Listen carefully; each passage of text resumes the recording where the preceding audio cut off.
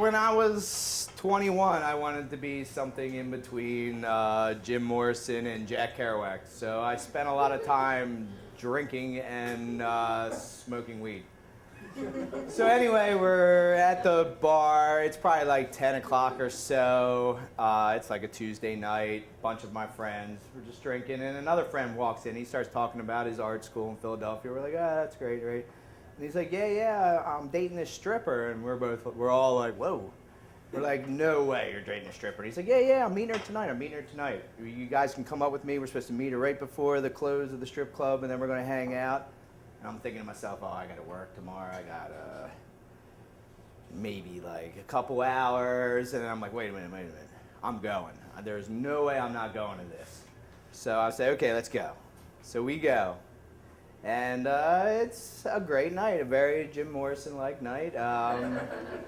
We are drinking with the strippers, and we end up going to an after-hours club, which I never knew existed. And I'm just like, wow, this is amazing.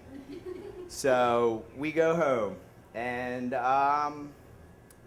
we get back to my house, and I live in the city, and a lot of cops hang out like across the street from my house. And my one friend gets out, and he's belligerent, and he's like, I gotta go to the bathroom. I'm going right here. And I'm like, whoa, wait a minute. Don't do that. I was like, come in my house. And he's like, no.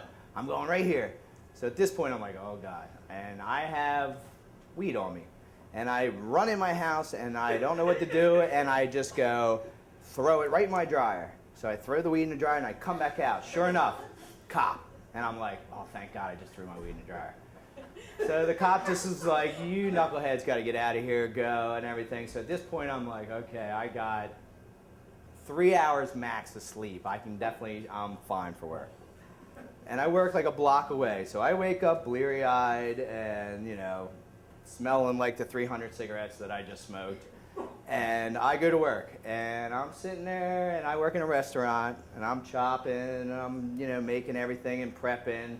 Come around like 11 o'clock, like an hour before lunch really kicks in. It's just like, I'm in mid-chop, and I'm like, I'm like, I left my weed in the dryer.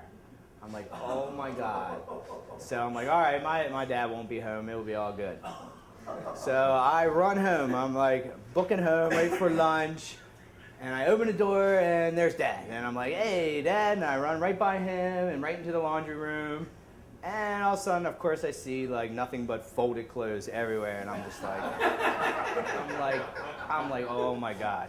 So I open the dryer door, and he's like, oh, what are you looking for? I'm like, nothing. And he's like, well, whatever you're looking for, I put it on the kitchen counter. And I'm like, thanks, Dad. And I grabbed it, and I just beeline.